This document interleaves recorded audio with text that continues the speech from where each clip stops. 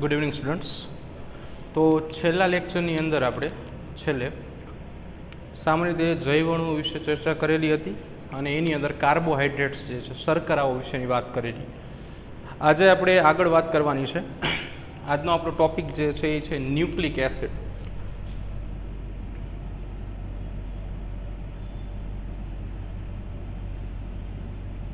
Nucleic acid generally આપણે nucleic acid વિશે જાણીએ છીએ કે ન્યુક્લિક એસિડ શું છે, તો કે કોઈ પણ કોષની અંદર એક કોષ કેન્દ્ર હોય અને એ કોષ કેન્દ્રની અંદર આવેલું એસિડિક દ્રવ્ય એટલે ન્યુક્લિક એસિડ. આટલી આપણને સામાન્ય માહિતી છે કે કોઈ પણ એક કોષ લઈ લઈએ આપણે. ફોર એક્ઝામ્પલ કે આ કોઈ કોષ છે, એની અંદર એક કોષ કેન્દ્ર છે અને એની અંદર આવી રીતે એસિડિક દ્રવ્ય આવેલું છે કે જેને આપણે નામ આપશું ન્યુક્લિક એસિડ.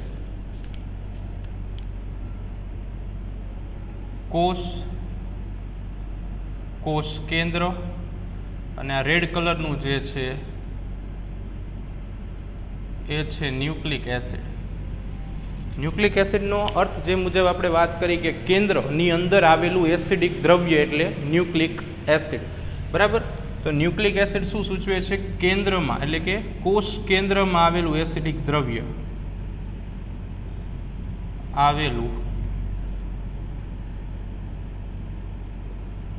એસિડિક દ્રવ્ય એટલે ન્યુક્લિક એસિડ. ઇન શોર્ટમાં કોષ કેન્દ્રમાં જે છે આ દ્રવ્ય આવેલું હોય.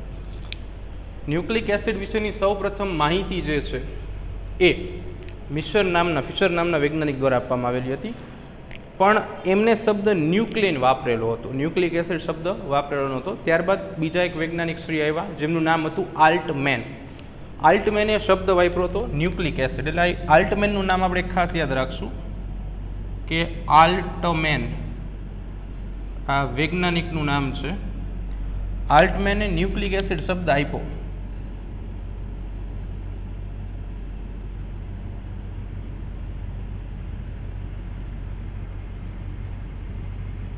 ન્યુક્લિક એસિડ શબ્દ આપનાર વૈજ્ઞાનિક જે છે એ વૈજ્ઞાનિકનું નામ એક આપણે યાદ રાખશું, આલ્ટમેન, કે જેમને શું કરેલું હતું? ન્યુક્લિક એસિડ જે છે એ શબ્દ આપ્યો હતો.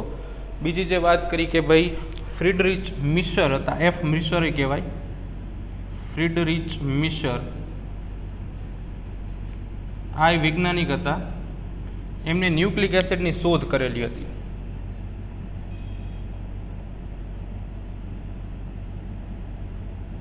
સૌ પ્રથમ શોધ જે છે ને એ આ વૈજ્ઞાનિક દ્વારા કરવામાં આવેલી હતી.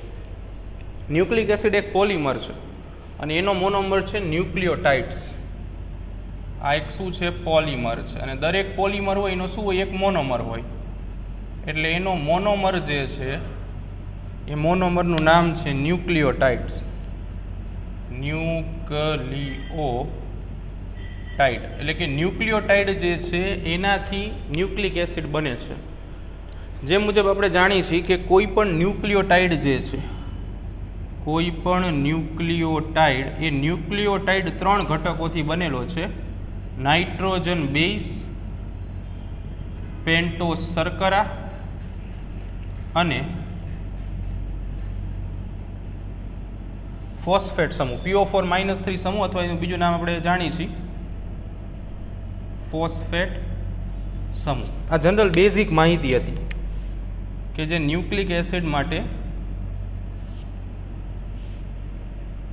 ની હતી. તો સૌથી પહેલાં એના બંધારણીય ઘટકમાં વાત કરીએ આપણે નાઇટ્રોજન બેઝ વિશે. નાઇટ્રોજન બેઝ વિષમ ચક્રીય સંયોજનો છે કે જેની અંદર નાઇટ્રોજનનો ઘટક આવેલો હોય, એટલે કે નાઇટ્રોજન હાજર હોય. બરાબર. એટલે નાઇટ્રોજન ધરાવતા વિષમ ચક્રીય સંયોજનો છે આ બધા. નાઇટ્રોજન ધરાવતા વિષમ ચક્રીય સંયોજનો છે. તમે આ બધી રિંગની અંદર ક્યાંક ને ક્યાંક નાઇટ્રોજન જોશો. બરાબર છે? ઓકે.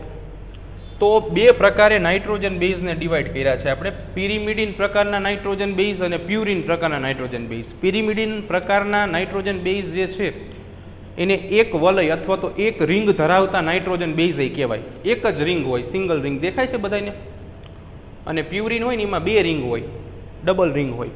બરાબર છે? તો સૌથી પહેલાં જે પિરિમિડિનની વાત કરીએ, પિરિમિડિનની અંદર પિરિમિડિન ચક્ર જોવા મળે. પિરિમિડિન ચક્ર જોવા મળે. હવે આ પિરિમિડિન ચક્ર શું છે? પિરિમિડિન ચક્રનો અર્થ એવો થાય કે ચક્રમાં 2 નાઇટ્રોજનના અણુઓ અને 4 કાર્બનના અણુ આવેલા હોય. આ યાદ રાખજો, MCQમાં બહુ પૂછાય. પિરિમિડિન રિંગની લાક્ષણિકતા શું છે? 2 નાઇટ્રોજન અને 4 કાર્બનના ઘટકો એ રિંગની અંદર પ્રેઝન્ટ છે, હાજર છે. તો એની અંદર આવી રીતે બંધારણ બધા આપેલા છે. સી એટલે સાઇટોસિન જે છે, આ પેલું જે દોરેલું છે એ સાઇટોસિન છે. બીજા નંબર ઉપર યુરેસિલ છે. ત્રીજા નંબર ઉપર થાઇમિન છે. સાઇટોસિન અને થાઇમિનમાં એક જ ફેર છે. ધ્યાનથી જોશો તો તમને ખબર પડશે કે અહીંયા CH3 સમૂહ છે અને અહીંયા નથી. બાકી બેયના બંધારણ તમે જુઓ ને તો બેયના બંધારણમાં 100% સામ્યતા છે. એટલે એક જ સરખા બેયના બંધારણ જે છે ને તમને જોવા મળશે. બરાબર છે? બેયના બંધારણ જોવા મળે છે એક જ સરખા. આગળ વાત કરીએ પ્યુરિન, તો એમાં ઇમિડેઝોલ ચક્ર જોવા મળશે. પ્યુરિન જે છે એની અંદર ઇમિડેઝોલ ચક્ર જોવા મળશે કે જે અનુસાર 2N+3C આ બીજું ચક્ર, અને પ્યુરિનની અંદર આપણે બીજું જે ચક્ર છે એ પિરિમિડિન ચક્ર છે. બંને ચક્રો જે છે આની અંદર જોવા મળશે 2N+4C. તમને પ્રશ્ન થશે કે ચલો પિરિમિડિન ચક્ર તો સમજી લઈએ, પણ ઇમિડેઝોલ ચક્ર અથવા ઇમિડાઝોલ ચક્ર શું કહેવા માગે છે? ઇમિડાઝોલ ચક્રમાં 2 નાઇટ્રોજન તમને ખબર પડશે કે 2 નાઇટ્રોજન હાજર છે પ્લસ 3 કાર્બન. આ કેવી રીતે આવ્યા? તો જો જનરલી કેમેસ્ટ્રીમાં આપણે એવું ભણી છે કે જ્યાં ખૂણો બનતો હોય ને એ કાર્બન ગણવાનો. મને એટલું બધું નથી આવડતું, પણ મને એટલી ખબર છે. તો અહીંયા એક કાર્બન છે. પછી આ બંને રિંગ જે રહી ને એ કોમન રિંગ છે, બેય સાથે જોડાયેલી છે, એકબીજાની સાથે કનેક્ટેડ છે. એટલે આપણે બંનેના કાર્બન બંને રિંગમાં ગણવાના. કહેવાનો અર્થ શું છે? ફોર એક્ઝામ્પલ કે આખા ગ્વાનિન માટે આપણે બંને રિંગો ગણીએ તો આ પિરિમિડિન રિંગ બની કહેવાય, અને એવી રીતે આ ઇમિડાઝોલ રિંગ બની કહેવાય. થોડુંક હાઇલાઇટ કરીએ વધારે ખબર પડશે. આ પહેલી રિંગ જે બની ને એને કહેવામાં આવે પિરિમિડિન રિંગ અથવા પિરિમિડિન ચક્ર. જ્યારે બીજી રિંગ બની ને આવડ્યા,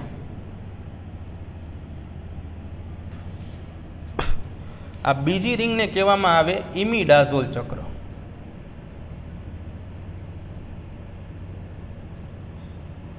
એટલે કહેવાનો અર્થ એવો થાય ઇમિડાઝોલમાં તમારે આ ખૂણો અને આ બંને ખૂણા એવા 2 ગણીને 3 કરવાના કુલ. કમ્પ્લીટ અહીંયા સુધી. ઓકે, બીજા નંબર ઉપર વાત કરીએ. અહીંયા પહેલાં 2 ઉદાહરણ આના જે છે બરાબર એ આપણને યાદ રહેવા જોઈએ. એવી એટલે અહીંયા એડેનિન, અહીંયા ગ્વાનિન. બરાબર, આવા 2 ઉદાહરણ જે છે ને એ એના આવશે. નાઇટ્રોજન બેઝ બાદ આપણે બીજી જે વાત કરવાની છે એ છે પેન્ટોસ શર્કરા. જનરલી 5 કાર્બનવાળી શર્કરા તરીકે ઓળખાય. હવે શર્કરા વિશે આપણે ઘણી બધી માહિતી લઈ લીધી છે, એટલે જનરલી અહીંયા આ પોઈન્ટ સમજવામાં બહુ તકલીફ નહીં પડે આપણને. ગઈકાલે આપણે જે વાત કરેલી હતી. હવે પહેલો તો આ શબ્દ સમજી લઈએ, પેન્ટોસ શર્કરા. પેન્ટોસ શર્કરાનો અર્થ થાય 5 કાર્બન વાળી શર્કરા, એટલે કે જે શર્કરામાં 5 કાર્બન હોય. બરાબર, એટલે જનરલ સૂત્ર કાલે એક આપણે તમને સમજાવેલું હતું કે ભાઈ કોઈ પણ શર્કરા હોય ને તો એનું જનરલ સૂત્ર આવું થાય CnH2ON, જ્યાં આપણે જાણીએ છીએ કે n બરાબર શું આવે? કાર્બનની સંખ્યા આવે. એટલે અહીંયા n બરાબર આપણે કેટલા મૂકવાના થશે? 5 મૂકવાના થશે, કેમ કે પેન્ટોસ શર્કરા 5 કાર્બનવાળી શર્કરા છે. અહીંયા આપણે ઓલરેડી પહેલાં કહી દીધું છે. તો હવે શું થાય આમાં? તો કે C5H2O5 ટાઈમ્સ, એટલે C5H10O5 આવી જે છે એ શર્કરાનું અણુસૂત્ર બનશે. એટલે આ જે બન્યું છે ને એ કહેવા માગે છે પેન્ટોસ શર્કરાનું અણુસૂત્ર. પેન્ટોસ શર્કરાનું અણુસૂત્ર થશે C5H10O5. ન્યુક્લિક એસિડ જે છે એના મુખ્ય 2 ઉદાહરણો છે, 2 પ્રકારો છે, DNA અને RNA. પહેલાં આપણે એ સમજી લઈએ કે જે કંઈ ન્યુક્લિક એસિડ છે એના મુખ્ય 2 પ્રકારો છે. એમાં ફર્સ્ટ નંબર ઉપર DNA છે અને સેકન્ડ નંબર ઉપર આરએનએ છે. ડીએનએનું પૂરું નામ થશે deoxyribonucleic acid. Deoxyribonucleic acid. જ્યારે આરએનએનું નામ થશે રિબો ન્યુક્લિક એસિડ.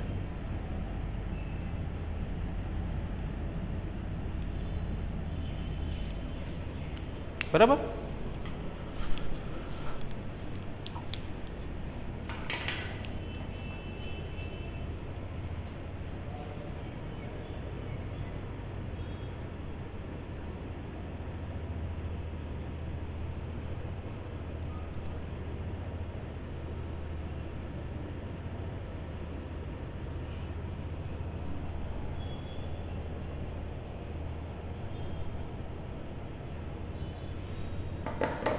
ચલો આગળ વાત કરીએ. તો જે આપણે છેલ્લે ચર્ચા કરી ત્યાંથી જ આગળ વધવાનું છે કે બે પ્રકાર ડીએનએ અને આરએનએ છે. તો ડીએનએ અને આરએનએ આ બંનેની અંદર સામાન્ય રીતે અલગ અલગ પ્રકારની 5 કાર્બનવાળી પેન્ટોસ શર્કરા તમને જોવા મળે છે.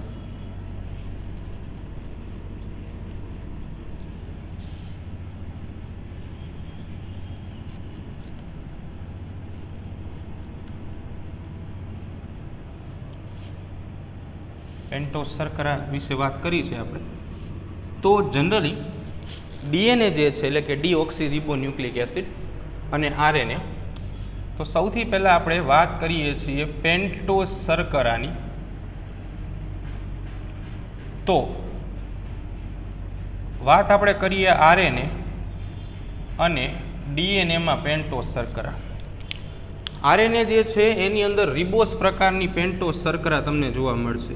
રિબોસ શર્કરા. રિબોસનું અણુસૂત્ર થાય C5H10O5. બરાબર છે. અહીંયા ડીએનએમાં જોવા મળશે ડીઓક્સી રિબોસ શર્કરા. એટલે ડીઓક્સી રિબોસ શર્કરાનો અર્થ એવો થાય રિબોસમાંથી એક ઓક્સિજન ઓછો કરવાનો છે. રિબોસમાંથી એક ઓક્સિજન ઓછો થાય ને તો એને ડીઓક્સી રિબોસ શર્કરા કહેવાય. એટલે રિબોસ શર્કરાનું અણુસૂત્ર તમે જાણો છો કે રિબોસ શર્કરા જે છે એનું અણુસૂત્ર થાય C5H10O4. એમાંથી તમે જ્યારે એક ઓક્સિજન કાઢી નાખો તો એનું અણુસૂત્ર થઈ જાય O5 આવશે. અહીંયા O4 અહીંયા આવશે. તો આ બની ગયું છે ડીઓક્સી રિબોસ શર્કરાનું અણુસૂત્ર. ડીઓક્સી રિબોસ શર્કરા. બેયના બંધારણીય સૂત્રો હવે આપણે જનરલી ગુજરાત બોર્ડમાં તે ચક્રીય બંધારણ તમને સમજાવેલા હતા. બરાબર. ઓનલાઈનમાં એકવાર સમજાય ને ઓફલાઈનમાં સમજાય છે.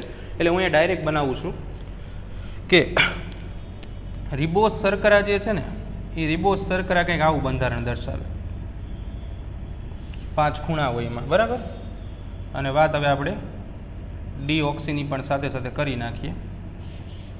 રિબોસ શર્કરામાં આવી રીતે આવેલું હોય. ઉપરની બાજુ HOH અને અહીંયા CH2OH અને H. એટલે આ જે અણુસૂત્ર બન્યું ને ચક્રીય બંધારણ બન્યું એ રિબોસ શર્કરાનું છે.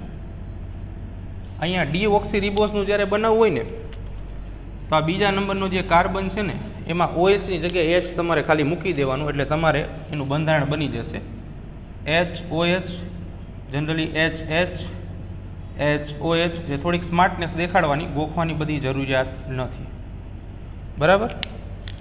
એટલે આટલો જ બંનેમાં તફાવત જે છે એ તમને જોવા મળશે. એટલે આ અહીંયા બની ગયું છે ડીઓક્સી રિબોસ શર્કરાનું સૂત્ર. તો આવી રીતે રિબોસ શર્કરા હોય. ત્રીજા નંબર ઉપર જે સમૂહ આવે એ પેન્ટોસ શર્કરા બાદનો જે સમૂહ છે કે જેને આપણે કહીએ છીએ ફોસ્ફેટ સમૂહ, એટલે કે PO4-3 સમૂહ. બરાબર. ફોસ્ફેટ સમૂહ અથવા PO4-3 સમૂહ.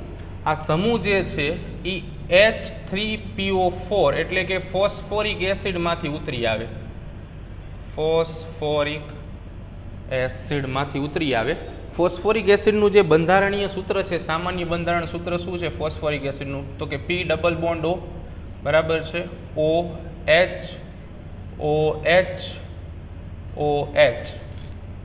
સામાન્ય રીતે બંધ તૂટે ને એટલે હાઇડ્રોજન જે છે એ પોતાના ઇલેક્ટ્રોન ઓક્સિજનને દાન કરી દે, એટલે આવી રીતે આ માઇનસ બનતા જાય. એટલા માટે બધા હાઇડ્રોજન નીકળી જાય એટલે ખાલી આટલો સમૂહ જે છે એ બાકી વધે આપણી પાસે, એટલે આ બની ગયો છે ફોસ્ફેટ સમૂહ. ફોસ્ફેટ સમૂહ જે છે એ ન્યુક્લિક એસિડને એસિડિકતા બક્ષે છે.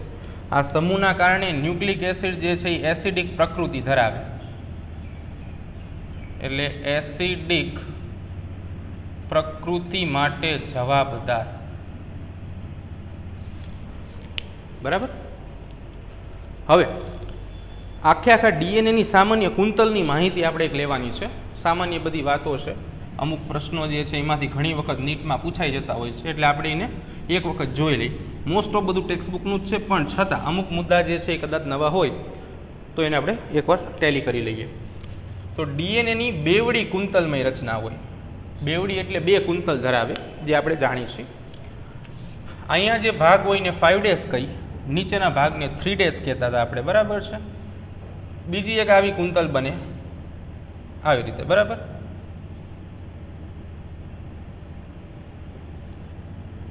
.3 અને 5' છેડા આપણે જાણીએ છીએ ડીએનએની કુંતલમાં કેવા હોય છે, બરાબર. અહીંયા નાઇટ્રોજન બેઝ આવેલા હોય, ફોર એક્ઝામ્પલ ATGC. કોઈ પણ સિક્વન્સ તમને સારો લાગે તમે લખી શકો છો.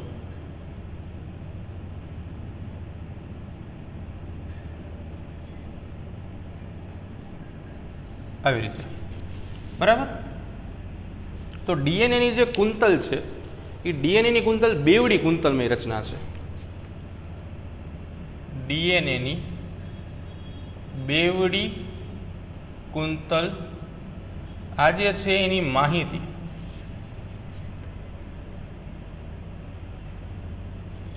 વોટસન અને ક્રિક નામના વૈજ્ઞાનિકો દ્વારા આપવામાં આવેલી હતી. વોટસન અને ક્રિક. આ બેવડી કુંતલ જે છે ને એટલે એને ડીએસડીએનએ કહેવાય, યાદ રાખજો. ડીએસડીએનએ એટલે double stranded DNA. Double stranded DNA. બેવડી કુંતલ ધરાવતું ડીએનએ હોય ને એટલે એને ડીએસડીએનએ કહેવાય, ડબલ સ્ટ્રેન્ડેડ ડીએનએ કહેવાય, બરાબર છે. આ ડીએસડીએનએની અંદર નાઇટ્રોજન બેઝ આવેલા હોય. ડીએનએ 4 નાઇટ્રોજન બેઝ ધરાવે, બરાબર છે. તમને સમજાવી દઈએ કે ડીએનએના નાઇટ્રોજન બેઝ અને આરએનએના નાઇટ્રોજન બેઝ.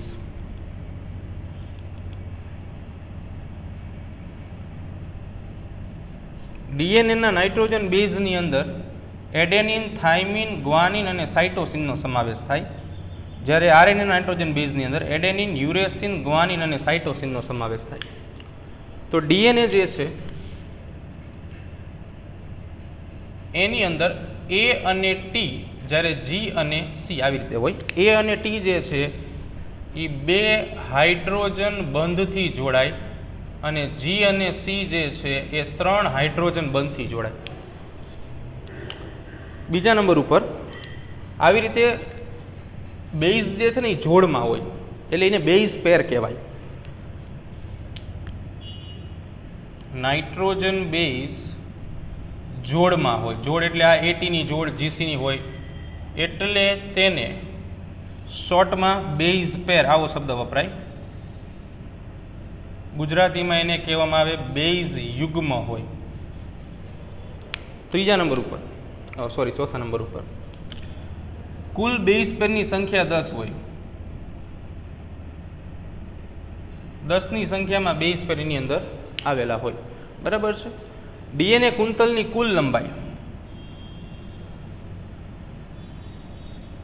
34 એંગસ્ટ્રોમ હોય. આ ડીએનએ કુંતલની કુલ પહોળાઈ 20 એંગસ્ટ્રોમ હોય.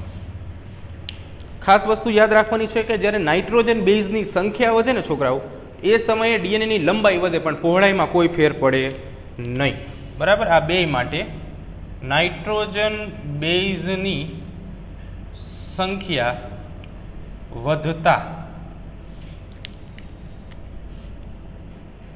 ડીએનએની લંબાઈ વધે પણ ડીએનએની પહોળાઈમાં કોઈ જ ફેર ન પડે. એટલે ઇન શોર્ટ કહેવાનો અર્થ એવો થાય કે ડીએનએની પહોળાઈમાં નાઇટ્રોજન બેઝના વધારાથી કોઈ ફેર નથી પડતો. બરાબર છે. નેક્સ્ટ, બે ક્રમિક બેઝ પેર વચ્ચેનું અંતર એક સૂત્ર દ્વારા સમજાવેલું હતું આપણે. અહીંયા આપણે ડાયરેક્ટ લખવાનું છે.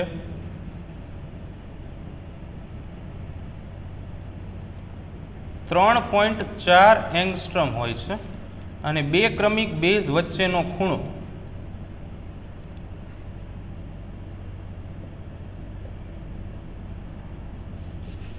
36 અંશ હોય છે. આ બધું આપણે સમજાવેલું છે, છતાં પણ ન ખબર પડે તો એની ટાઈમ તમે પૂછી શકો છો. બરાબર છે. તો આ આખી ન્યુક્લિક એસિડની વાત અહીંયા આપણે પૂરી કરી છે.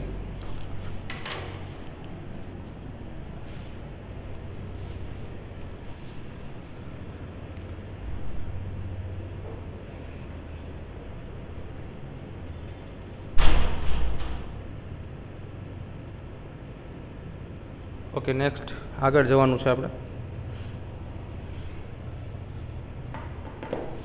બીજા નંબર ઉપર આપણે વાત કરીએ. હવે ન્યુક્લિક એસિડ બાદ નવો જૈવઅણુ જોવાનો છે આપણે. તો નવો જૈવઅણુ જે છે એ લિપિડ વિશે આપણે જોવાનું છે.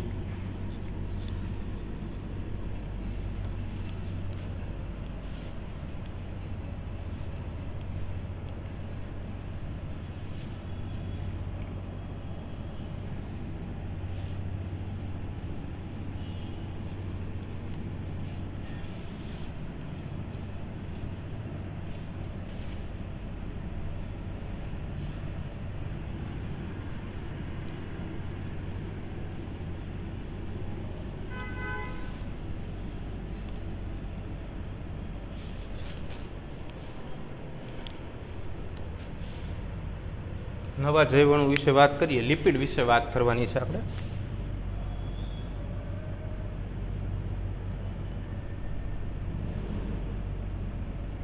લિપિડ તો જનરલી જે લિપિડ છે, બરાબર, એ પોલિમર જ છે. આપણે જાણીએ છીએ ફેટી એસિડ અને ગ્લિસરોલ આ એના મોનોમર્સ છે. એટલે કે લિપિડ જે છે એ ફેટી એસિડ અને ગ્લિસરોલ જે છે એનો પોલિમર છે. એટલે લિપિડ શું છે? પોલિમર છે. અને એના નાના ઘટકો કોણ છે? આ બધા મોનોમર્સ છે. બરાબર. બીજું કે બ્લૂર નામના વૈજ્ઞાનિકે લિપિડ શબ્દ આપ્યો હતો. બ્લૂર દ્વારા લિપિડ શબ્દ આપવામાં આવ્યો હતો. વૈજ્ઞાનિક હતા બ્લૂર, એમને લિપિડ શબ્દ આપ્યો હતો. બરાબર. મોટાભાગે લિપિડ જે છે એ શેમાં અદ્રાવ્ય હોય છે અને શેમાં દ્રાવ્ય હોય છે. અદ્રાવ્ય એટલે ઓગળી ન શકે. બરાબર.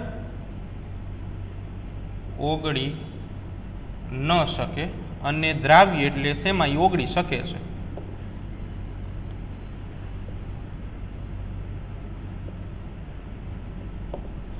અદ્રાવ્ય મોટા ભાગે લિપિડ જે છે ને એ પાણીમાં અદ્રાવ્ય છે.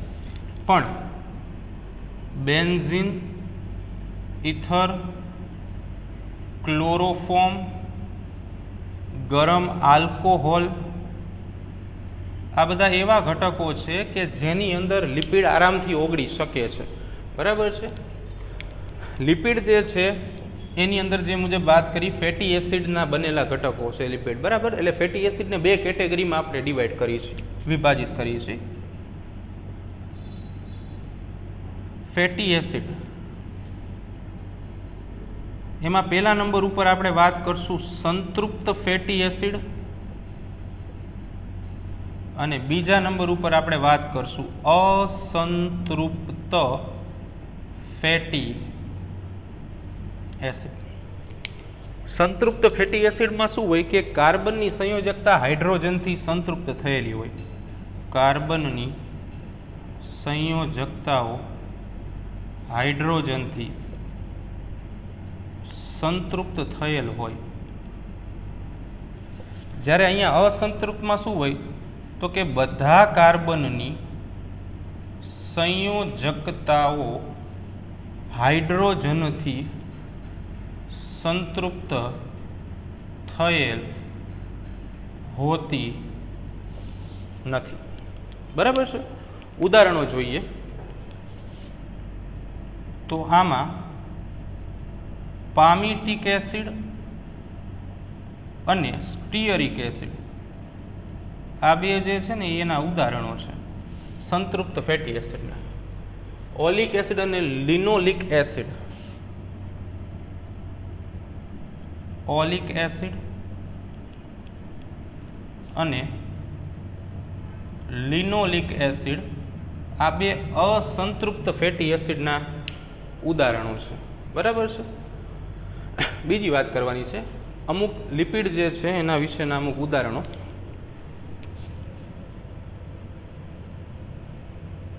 અગત્યના લિપિડ અને તેના સ્થાનો. એમાં ફર્સ્ટ ઓફ ઓલ આપણે વાત કરશું બીસવેક્સ વિશે. આ પેલું એવું બરાબર છે લિપિડ છે. બીજા નંબર ઉપર કેરીયુબા.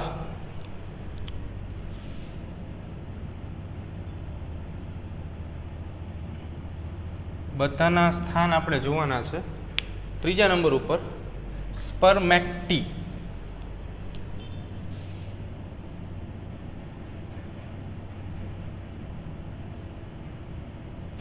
ચોથા નંબર ઉપર આપણે વાત કરશું ઇયરવેક્સ વિશે.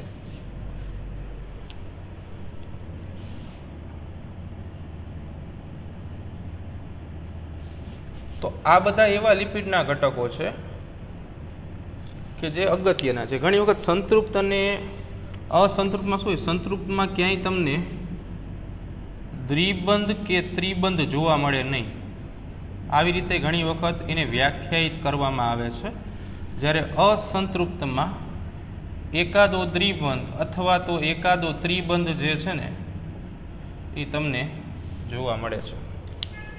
બીસવેક્સ જે છે મધમાખીમાંથી મળે, મધમાખી દ્વારા મળે, એટલે તમને મધમાખીમાં જોવા મળે બીસવેક્સ. કેરીયુબા જે છે પ્રકાંડ અને ફળની સપાટી ઉપર તમને જોવા મળશે.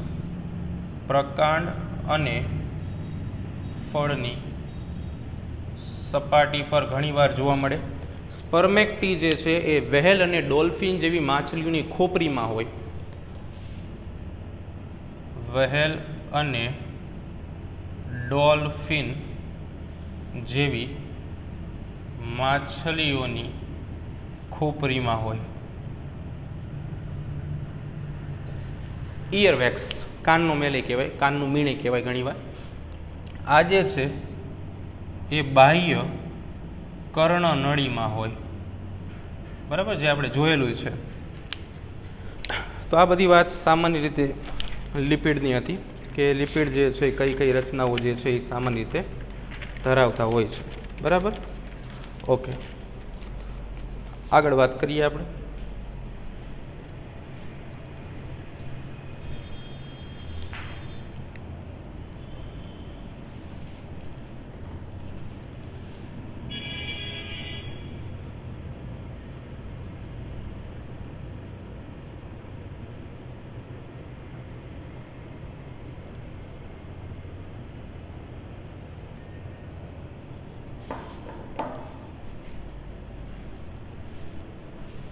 ચાલો, તો હવે આપણે નવા આપણા જૈવઅણુઓ વિશે ચર્ચા કરવાની છે.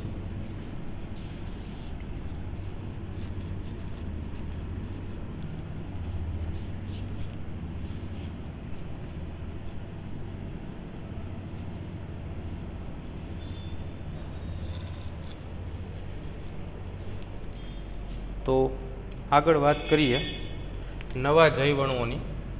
એક જ જૈવઅણુ આપણી પાસે બચ્યો છે અત્યારે, પ્રોટીન વિશે આપણે ચર્ચા કરવાની છે. તો ગ્રીક શબ્દ હોલ્ડિંગ ફર્સ્ટ પ્લેસ એના ઉપરથી પ્રોટીન મેળવવામાં આવ્યો છે. હોલ્ડિંગ ફર્સ્ટ પ્લેસ, પ્રોટીનનો ગ્રીક અર્થ આવો થાય. પ્રોટીનનો ગ્રીક અર્થ પ્રથમ સ્થાન. એમ મોટાભાગે સાચી વાત છે, કારણ કે આપણા શરીરની અંદર વિપુલ માત્રામાં પ્રોટીન આવેલું છે. માથાના વાળથી આપણે શરૂઆત કરીએ ને તો પગના નખ સુધી નકરું પ્રોટીન જ છે. એટલા માટે ગ્રીક શબ્દ પ્રોટીનનો અર્થ એવો થાય હોલ્ડિંગ ફર્સ્ટ પ્લેસ. બરાબર છે, પ્રથમ સ્થાન એને આપવું હોય મુખ્ય ઘટક છે એમ શરીરનો, એટલા માટે હોલ્ડિંગ ફર્સ્ટ પ્લેસ જે છે એ શબ્દ આપણે વાપરો છે. બરાબર. બીજું કે પ્રોટીનની અંદર જોવા મળતા મહત્ત્વના ઘટકો એટલે કે જે જૈવઅણુઓ છે. બરાબર છે. તો પ્રોટીનની અંદર પ્રોટીનમાં કાર્બન, હાઇડ્રોજન અને ઓક્સિજન, નાઇટ્રોજન જેવા ઘટકો જોવા મળે છે.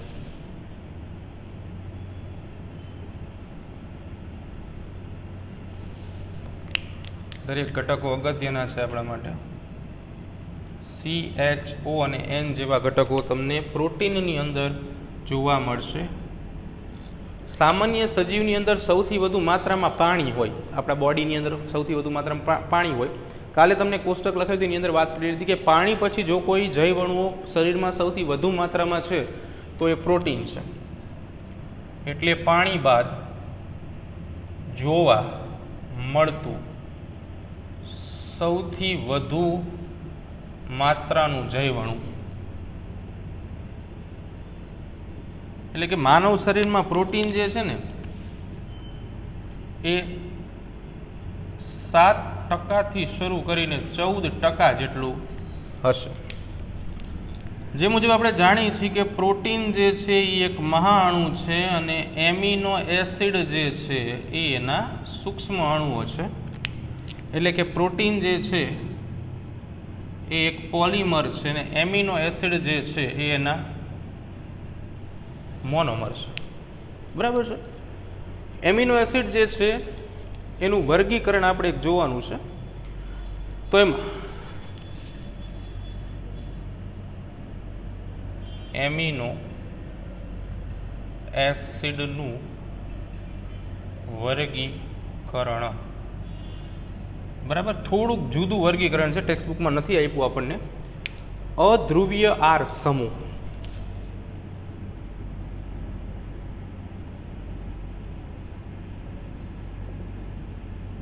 એટલે કે જનરલ એમિનો એસિડ હોય ને એનું બંધારણ આપણે જાણીએ છીએ, સામાન્ય બંધારણ એમિનો એસિડનું. તો એમિનો એસિડનું જે સામાન્ય બંધારણ છે એ કંઈક આવું છે. કાર્બન છે એની 4 સંયોજકતાઓ છે. એક સંયોજકતા R છે, બીજી એક H છે, એક સાઈડ NH2 સમૂહ છે, બીજી બાજુ COOH સમૂહ છે. બરાબર. તો અહીંયા આપણે વાત કરવાની છે કે R સમૂહ જે છે એ અધ્રુવીય હોય, કોઈ પણ પ્રકારનો વીજભાર નથી ધરાવતો ને એવો R સમૂહ આપણે વિચાર્યો છે. તો એની અંદર કોનો સમાવેશ થાય? Glycine, alanine, વેલાઇન. Glycine, alanine, વેલાઇન. તમે આને ટ્રીકથી પણ યાદ રાખી શકો છો, જે મુજબ તમને યાદ રહે. બરાબર છે. Leucine, proline, methionine, leucine. આમ તો આના પછી આઇસોલ્યુસિન વધારે યાદ રહી જશે. Isoleucine, proline, methionine. બરાબર છે. આ બધા અધ્રુવીય અને આર જૂથ ધરાવતા સમૂહ છે. ટ્રિપ્ટોફેન, ફિનાઇલ એલેનિન,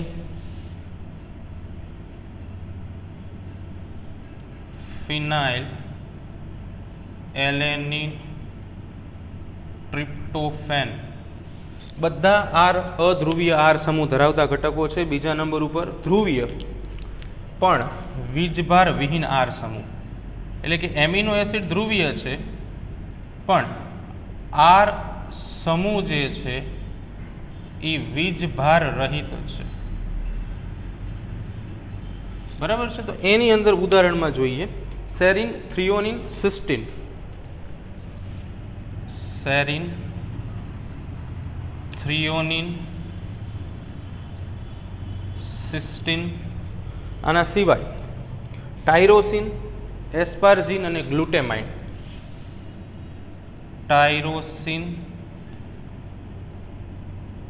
એસ્પાર્જિન અને ગ્લુટેમાઇન જે છે એની અંદર આવશે. હવે નેક્સ્ટ, ધન વીજભારિત અને ધ્રુવીય આર સમૂહ. ધન વીજભારિત અને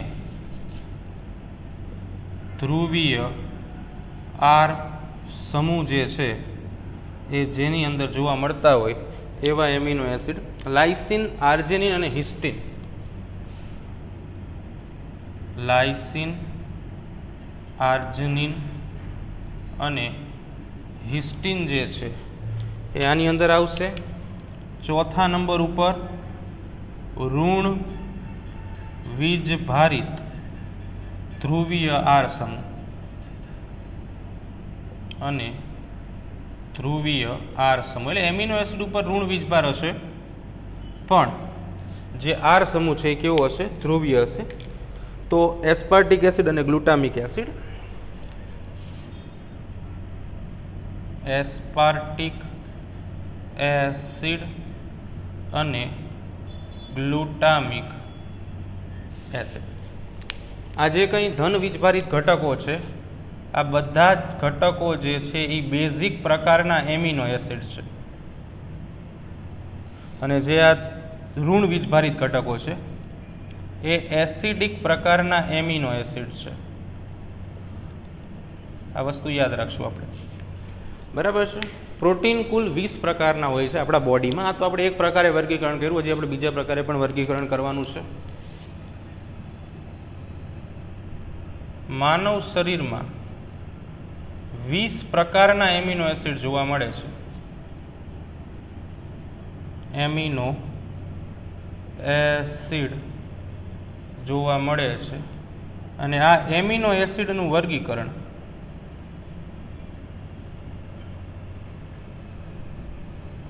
લેનિન્જર પદ્ધતિ દ્વારા થાય છે.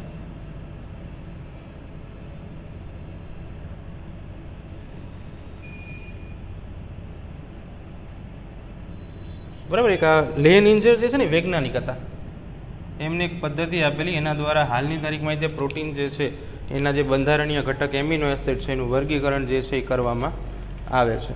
બરાબર, ઓકે. ચાલો આગળ વાત કરીએ હવે.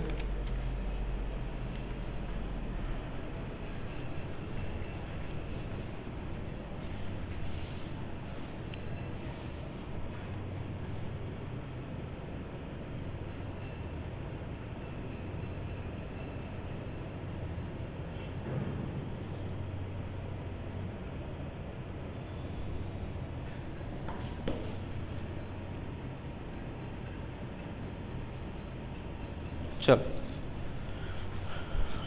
નેક્સ્ટ, આગળ બીજી વાત પ્રોટીન માટે જ કરવાની છે આપણે. હજી અન્ય એક પ્રકારે પ્રોટીનનું વર્ગીકરણ આપણે સમજવાનું છે.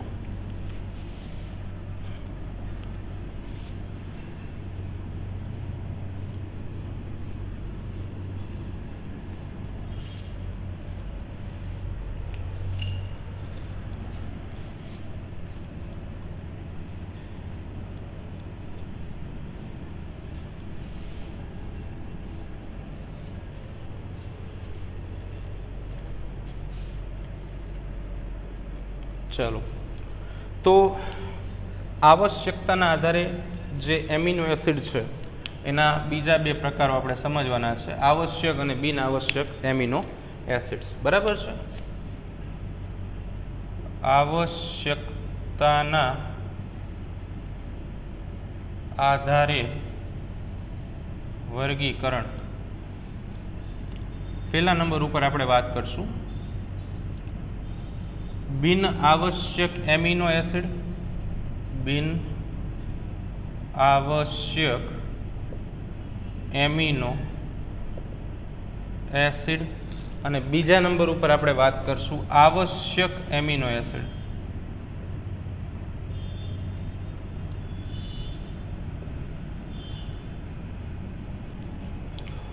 બિનઆવશ્યક એમિનો એસિડ કોને કહેવાય? તો સામાન્ય રીતે આપણા શરીરમાં અમુક એમિનો એસિડ જાતે બનતા હોય, તો જે આપણા શરીરમાં બને છે ને એની આપણે જરૂરિયાત ન હોય. પેલું કહેવાય ને કે જે આપણી પાસે હોય એની આપણને કદર ન હોય, પણ બીજા પાસે હોય એની કદર આપણને વધારે હોય. બસ એ જ સિચ્યુએશન અહીંયા છે કે જે એમિનો એસિડ આપણા શરીરમાં બને છે ને એની આપણે જરૂરિયાત નથી, એટલે એ બધા બિનઆવશ્યક એમિનો એસિડ છે. બરાબર છે? તો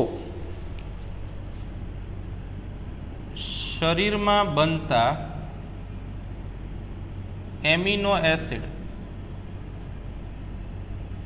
કે જેની જરૂરિયાત હોતી નથી તેવા એમિનો એસિડને બિન આવશ્યક એમિનો એસિડ કહેવામાં આવે છે. ઉદાહરણ તરીકે glycine, alanine, serine, cysteine. Glycine, alanine, cysteine. બરાબર છે? Aspartic acid, glutamic acid, asparagine, aspartic acid, glutamic acid.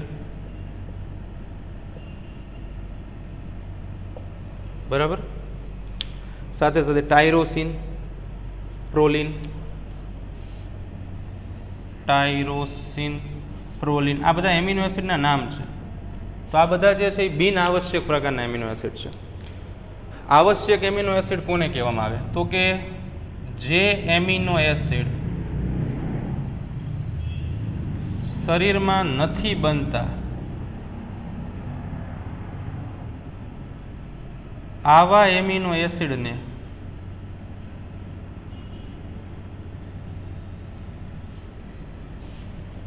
આવશ્યક એમિનો એસિડ કહેવામાં આવે છે. જે શરીરમાં નથી બનતા એની ઉણપ હોય આપણામાં. બરાબર છે? હવે શરીરમાં નથી બનતા છતાં જરૂરી તો છે જ તે. બરાબર છે? તો શું કરવામાં આવે છે? તો કે આ જે એમિનો એસિડ છે કે જે શરીરમાં નથી બનતા છતાં શરીરને જરૂર છે, તો એને આપણે ખોરાક દ્વારા મેળવીએ છીએ. આવા એમિનો એસિડની ઉણપ દૂર કરવા આવા એમિનો એસિડને ખોરાક દ્વારા મેળવવામાં આવે છે.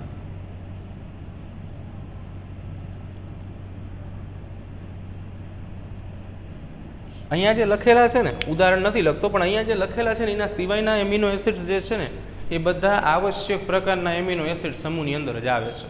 બરાબર છે? ઓકે, થોડાક એક્સ્ટ્રા પોઈન્ટ લખીએ. તો એમિનો એસિડ માટેના થોડાક અગત્યના અને એક્સ્ટ્રા પોઈન્ટ. તો સૌથી પહેલાં એમિનો એસિડ જે છે એ ઉભય ગુણધર્મી છે, આપણે જાણી જ છીએ. બરાબર છે? કારણ કે જે એમિનો એસિડ છે, ફોર એક્ઝામ્પલ કે અહીંનું સ્ટ્રક્ચર છે, કાર્બન છે, એ કાર્બનની 4 સંયોજકતાઓ છે. તો એક સંયોજકતા NH2 સમૂહથી ભરાણી છે, બીજી COOH થી ભરાણી છે, એક R થી ભરાણી છે અને એક H થી ભરાણી છે. તો આ જે NH2 સમૂહ છે ને આ COOH સમૂહ છે. તો NH2 સમૂહ જે છે એમિનો સમૂહ તરીકે ઓળખાય. આ સમૂહ જે છે એ બેઝિક પ્રકારનો સમૂહ છે, એટલા માટે એને બીજા શબ્દોમાં N ટર્મિનલ કહેવામાં આવે છે. છેડો, ટર્મિનલ એટલે છેડો. બરાબર? એવું યાદ રાખવાનું. બીજા નંબર ઉપર આ જે છે એ કાર્બોક્સિલિક એસિડ સમૂહ છે, તો ખાલી આપણે એને એસિડ સમૂહ પણ કહેશું અત્યારે. એસિડ સમૂહ જે એસિડિક છે અને એને સી ટર્મિનલ તરીકે ઓળખવામાં આવે છે. ટર્મિનલ એટલે છેડો. બરાબર છે? આ બે શબ્દો જે છે એટલે ઉભય ગુણધર્મી કહી શકાય. ગ્લાયસિન, બીજો એક પોઈન્ટ. ગ્લાયસિન એક ટ્રિપ્ટોફેન.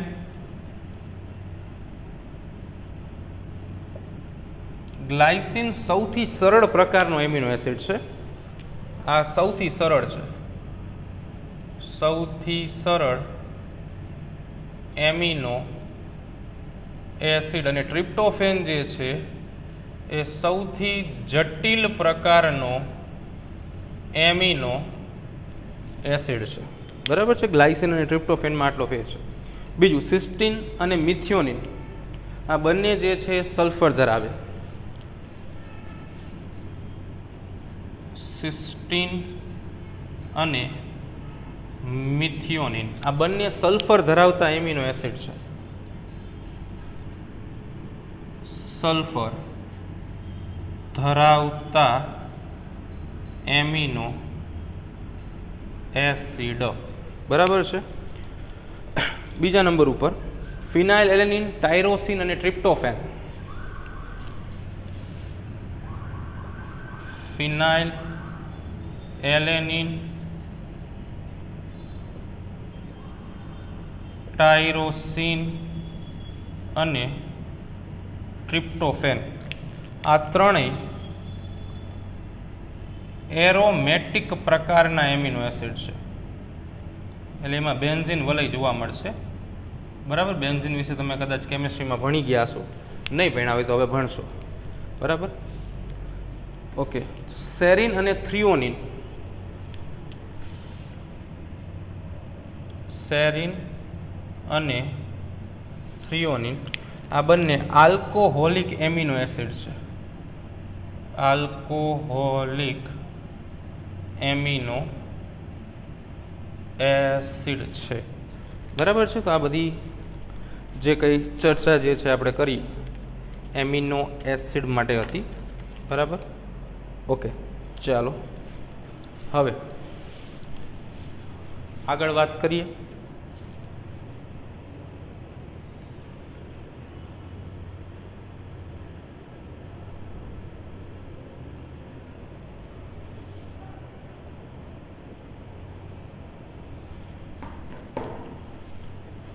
તો એક નાનો એવો પોઈન્ટ જે છે એ આપણે લેવાનો છે.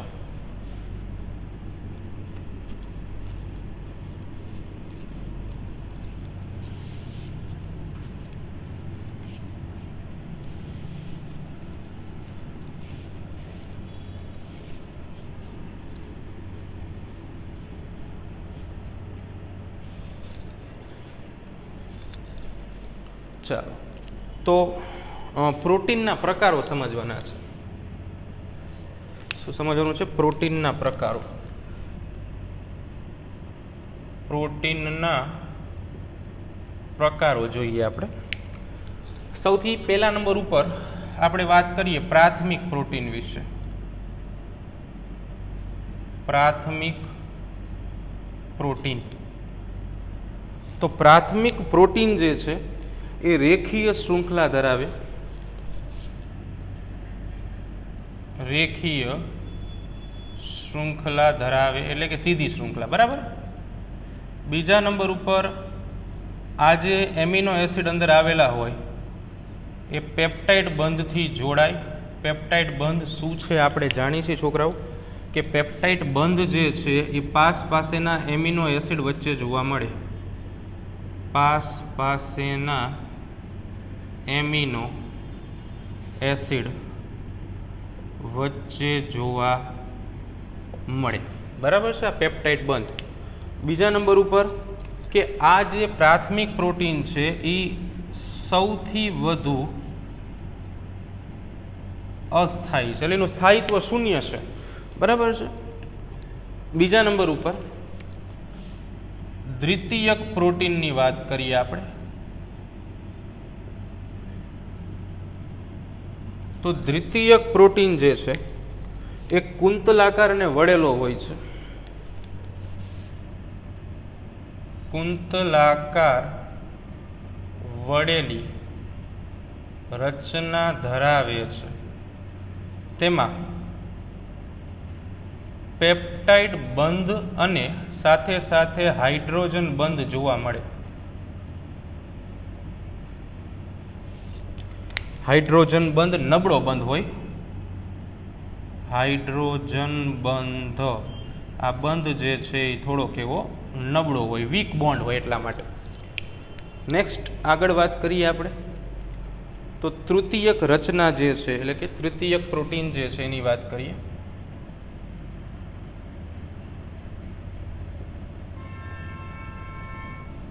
તો તૃતીયક પ્રોટીન જે છે એ અતિવલન દર્શાવે.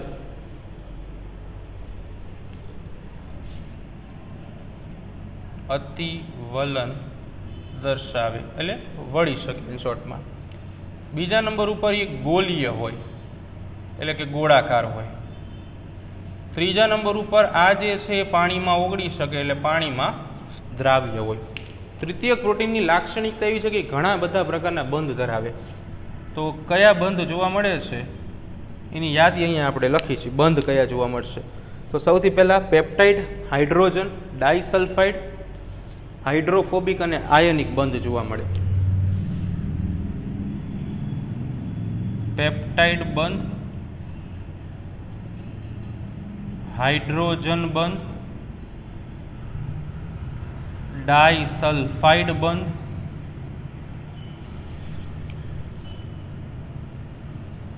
આયનિક બંધ, હાઇડ્રોફોબિક બંધ. બરાબર છે. આવા કેટલાક બંધ જે છે એ તમને જોવા મળશે. બરાબર.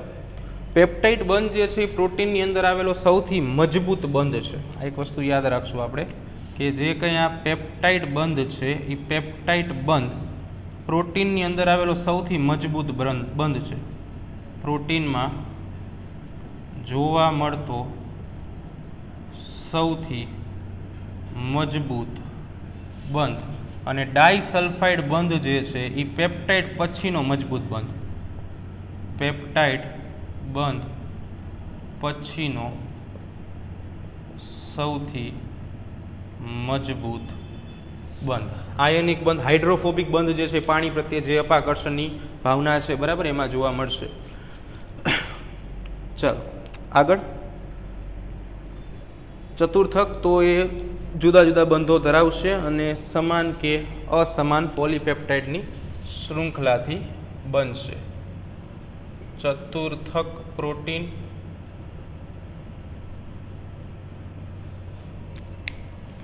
તો જુદા જુદા પ્રકારના બંધો ધરાવે છે.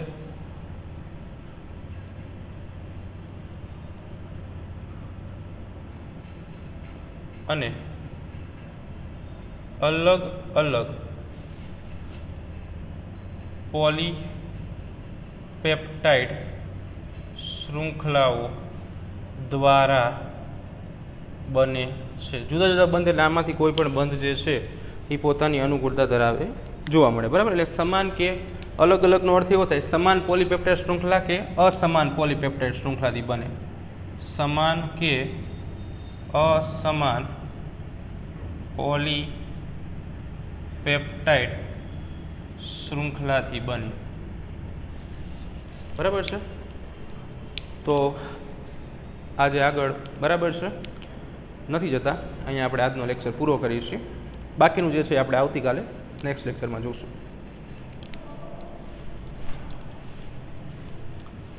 આવતીકાલે ખાસ કરીને MCQ સાથે રાખજો. આપણે MCQ પણ સોલ્વ કરાવશું.